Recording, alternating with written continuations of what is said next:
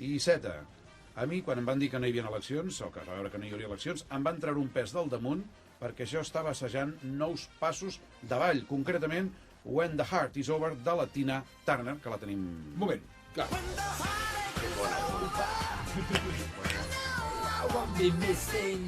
Escolta, la balla és igual que el Queen, l'estil és el mateix. M'encanta. Em foto, ara m'ha fet fer de Pedro Sánchez.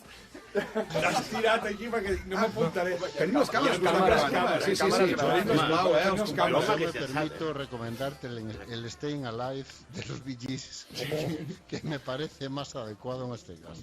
Que jóvenes éramos entonces, Anton. Sí. ¿Cuánto pelo teníem? Sí, efectivament, quant cabell teníem. Això sí que no ho arreglarem. Això només ho pot arreglar amb la broma el president de la Generalitat de Catalunya y Ana Gabriel. Bono lo está arreglando. Sí, efectivamente. Pepe Bono ha encontrado la fórmula mágica.